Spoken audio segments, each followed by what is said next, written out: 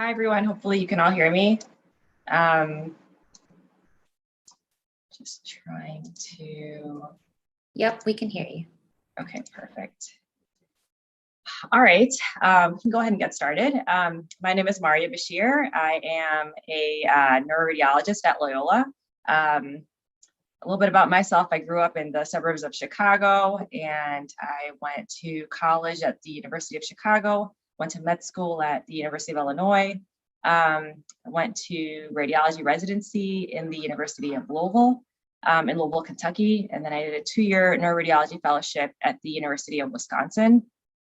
And then my job right out of fellowship was at Loyola, and I've been at Loyola for about this is my 6th year there. So I'm also the associate program director at Loyola. Yeah, so this session is really about, maybe why people go into diagnostic radiology, what is it that draws people to diagnostic radiology versus versus like IR, for example. Maybe we could talk about the different subspecialties within diagnostic radiology. We can discuss like a workday, how the workday usually goes.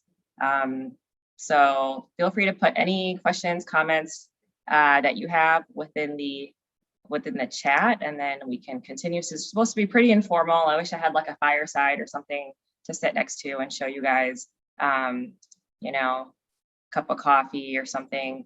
But while we're waiting for some questions to come in. Oh yeah, okay. So can you describe difference between IR and diagnostic radiology? So yes, so diagnostic radiology is like more formally based on a few of the major subspecialties. So there's diagnostic radiologists IR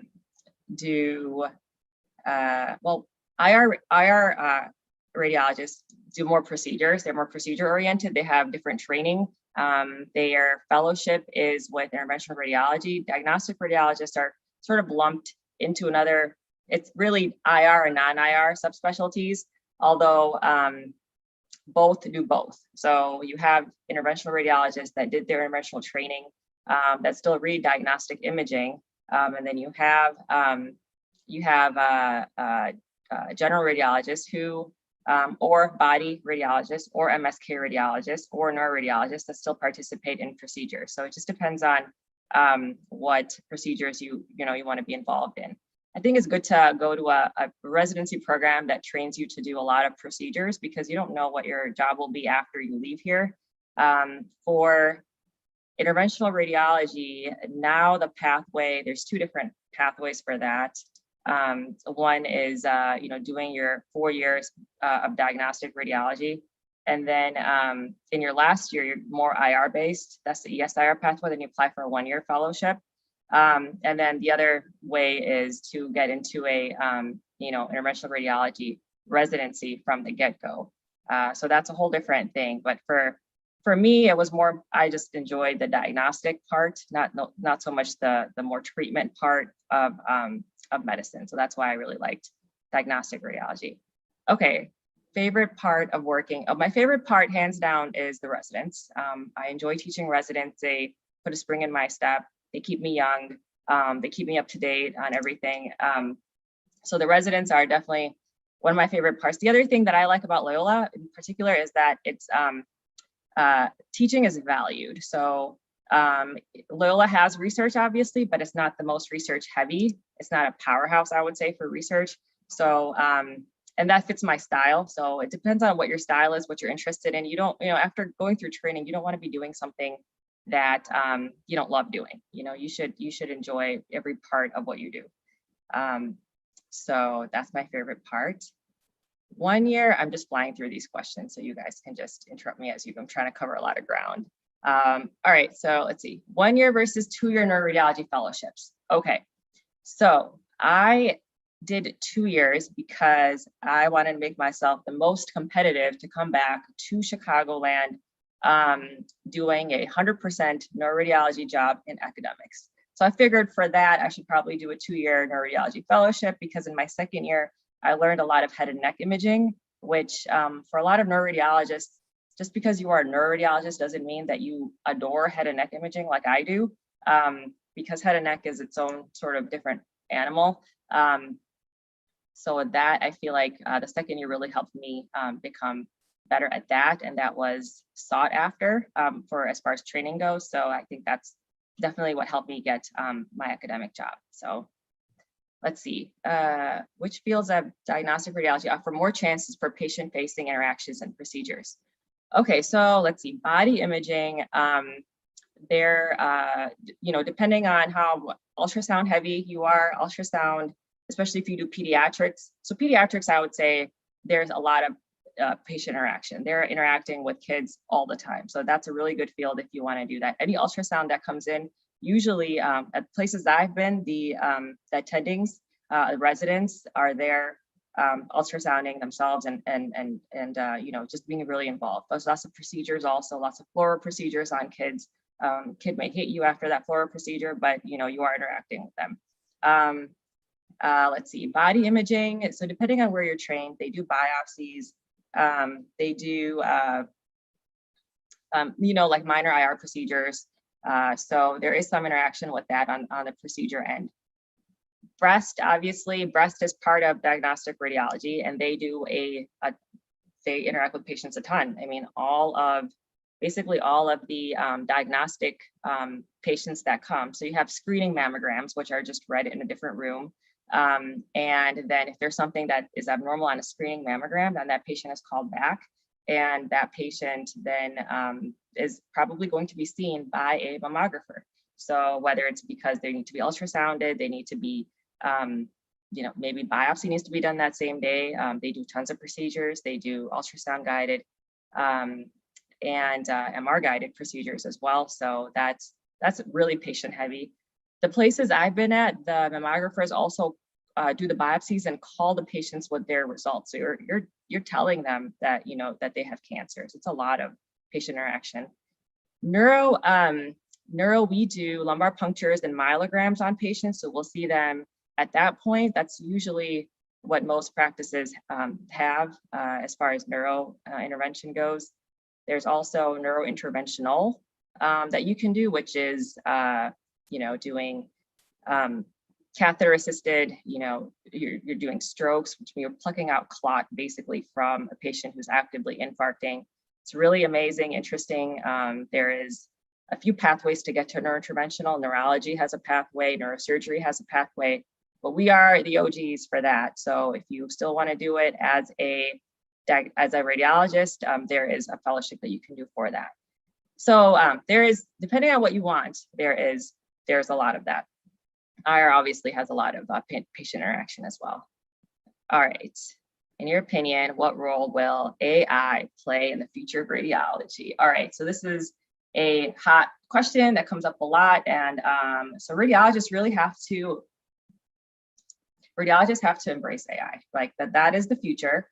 AI is there, in my view, to help radiologists. And as far as it's supposed to make our life easier by seeing things we may not always see, it's not meant to replace us.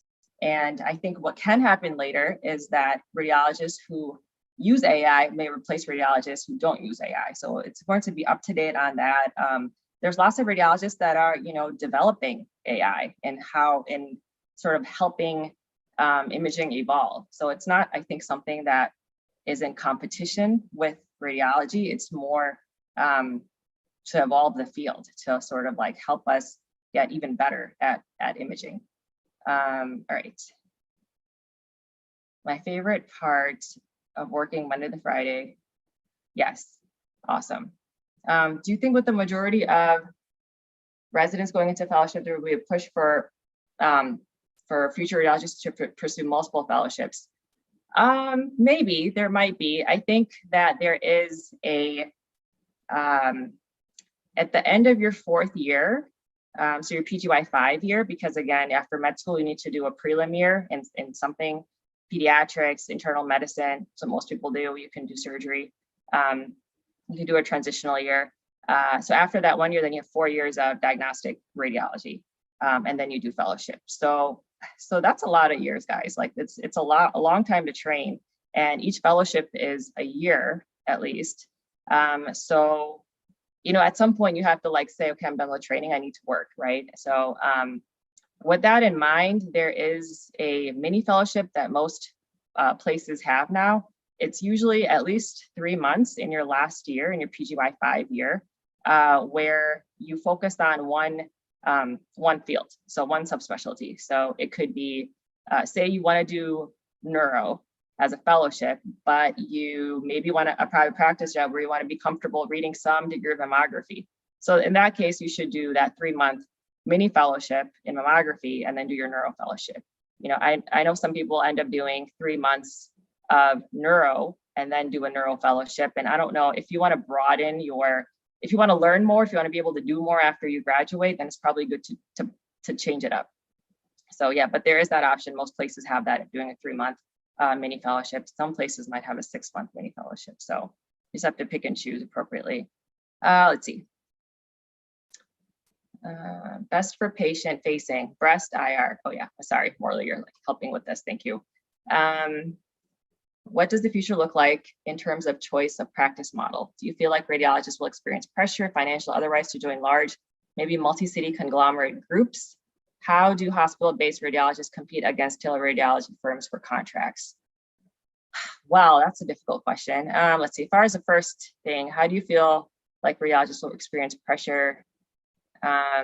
So, I'm on the academic side of things. I haven't worked in private practice, but I think the reality is that most smaller groups do get bought out by larger groups. That's just sort of how it goes. And you sort of have to know that going in.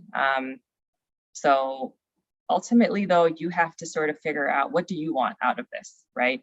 If whatever group you're joining allows you to do what you want to do, allows you to have what kind of lifestyle you want, then some of these compromises might have to be made. And this might happen in academics as well to some degree. If you are a smaller, academic institution, a larger academic institution might, be involved with you in a way. People might combine radiology practices. Stuff like this happens all the time. Luckily, radiology is the job market has been really good. And so if you want to change, you can do that. I'm sort of an anomaly, actually, that I've been at the same job this early in training for 5 to 6 years. Most people leave their first job within a few years. Like, people move in and around. It's good to be in a larger city though, so you don't have to actually move all of your family to a different area. But it's pretty common to change around jobs, because this is the sort of thing you can't ever predict this. And if you feel like your lifestyle will not suit whatever this new multi-city conglomerate group is offering you, then you should leave. The thing is, you're well trained. You should be able to be competitive and do whatever you want to do after that. The fear that my classmates express is that being in the reading room all day eventually gets repetitive, boring. I find reading scans very interesting right now, but I'm not sure how to counter this concern. Yes, Arjun. So here's the thing. I hear this all the time too. Oh, you're in the radiology room. How do you not fall asleep in there? Like, how are you not, it's so boring in there. Okay, listen. Yes, honestly, it's boring even if you're a med student. If you want to go into radiology and you're a med student and you're looking over someone's shoulder while they're scrolling, yeah, that's boring. That is boring, right? But if the pressure is on you to read a study that changes management, that is not boring. You will not be falling asleep. And it's totally different when you're in the driver's chair, right? When you're in the driver's seat, it's completely different. So I would just say, Arjun, that it does not get boring. And when you're dealing with patients' lives, you see the most patients in the hospital, period, right? When you're dealing with all of that, it's not a concern that I think I would have.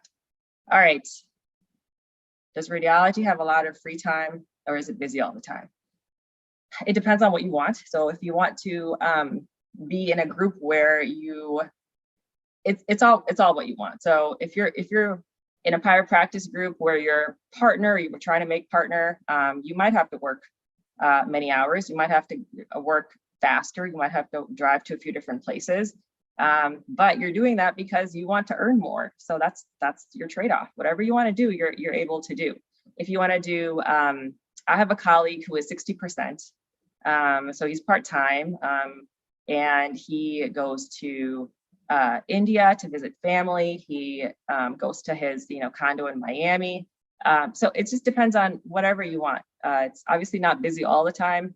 As far as like seasonal busyness, there is in academics, we call it trauma season. I think summer is a little bit busier just because people are out and about doing things that might not always be in their health's best interest. And so we see traumas a lot, but I don't know if that answers your question. If you're fellowship trained in something like breast imaging, can you still do breast imaging and general? Yes, you can. And honestly, if you're flexible, then lots of, especially private practice groups will love you. So it's good to sort of be a little bit flexible with that. Yes, code for this section, by the way, is Bucky. Code for this section is Bucky. All right, how has the volume workload changed in radiology with the practice of defensive medicine becoming more and more popular, and what can be done to reduce unnecessary exams? Oh, this is such a good question. So in Illinois, people will practice defensive medicine all the time. Like, that's just the way it is. Illinois is not the most doctor-friendly state because there's litigation is high and there's no statute of limitations and there's no tort reform. So statute of limitations, I think, is 2 years. So there is, but it's sort of long. So all these things sort of play into all of that. I don't pretend to know much about this, except that I'm not sure how to decrease this, especially since a lot of times now the physical exam is being replaced by imaging, so it's, let's just say, I think we'll always have work to do. That's all I can say. There'll always be work for us. All right, how well placed are radiologists by the nature of what they do to facilitate hospital program building and recruitment of other specialties? To facilitate hospital program building. I mean, I think we're qualified to do basically everything. But, it really depends on who makes the decisions in this hospital. It's usually, CMOs and people who have sort of climbed this ladder that make these decisions. I'm sure we're consulted on some things.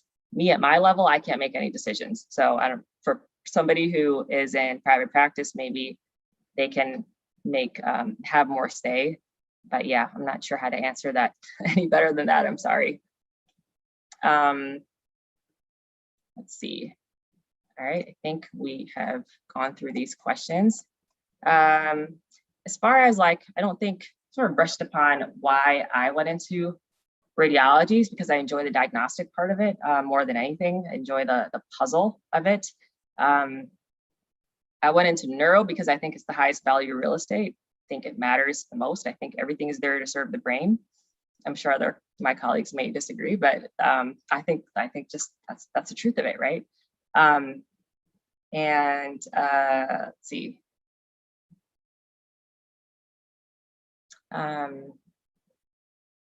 There was something else I wanted to discuss with you guys, which I'm blanking on now.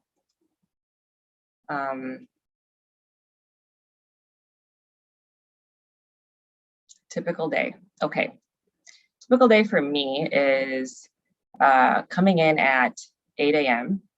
And, for us at Loyola, the list is all the stats are read by the residents overnight. And so typical, all the outpatients that are done are on the list. So I would, make sure I have my coffee, and my residents would be there at 8 o'clock also with me. And I would I would read cases out, and I would wait for them to have 4 or 5 cases that they've read. And then we would just sit side by side and go over the findings on each case. Obviously, if there's a stat that comes in, if there's a stroke that comes in, if there's an inpatient stat, ER stat, whatever, they get first priority. So those we sort of just try to turn around really quickly. But then, the residents and I are there staffing out, a couple staff out sessions from the morning. And then the residents go to their conference, and then it's just us attending, reading, and taking care of the list. We're managing phone calls about how to protocol something. The techs are calling us about looking at images on the scanner to see if the image quality is good, especially for patients that are intubated. So it's constant, like stuff is happening constantly. The day sort of moves quickly. We might have a procedure in there, lumbar puncture, et cetera. And then the afternoon is, again, more of the same with staffing out the residents, teaching them something. If there's any downtime, I try to teach them something and try to give them some assignment to look up and just informally discuss the next day. So that ends up taking us to like 4:30, 5 o'clock, and then the day is done. And then I go home, and guess what? I don't have a pager. So I don't need, nobody pages me at home. I have a pager, but nobody uses it. Nobody pages me. And just make sure I do get some in-basket messages about, studies or how to order something, take care of that. But really, it's not, I'm done when I go home. So I don't have to check my email. I try not to, actually. And it's just nice. We have some calls. So once a week we're on overnight, we cover overnight call, but we're not actually staying up the whole night. Every institution is different. So, and I work one in about 5 weekends or so. So that is that. So it's really good life balance. We have 2 kids at home, a 10-year-old and a 3-year-old, who I'm surprised a 3-year-old hasn't barged in yet. But that's just sort of how it suits me. And so that's what I wanted. Because I feel like after spending this much time in school and in training and spending this much money, to go through all this, having loans and all that, and spending a lot of your 20s and some of your 30s, you should, at the end of the day, you have to make sure you're doing what is good for you, healthy for you, and you're achieving your life's goals, because all of this is a lot of time and effort. So you want to make sure you're getting what you want out of this. All right, we don't have that much time. Yeah, never check work email from home. Yes. Let's see, what skill or life lesson from residency has significantly impacted your current practice? Okay, thing number 1. Oh, let me just tell you really quickly. Don't be afraid of taking studies. Don't be afraid, right? This is the time for you to pick up studies that you would feel uncomfortable with, because guess what? We're here to supervise you. We're here to make sure that the study gets read properly.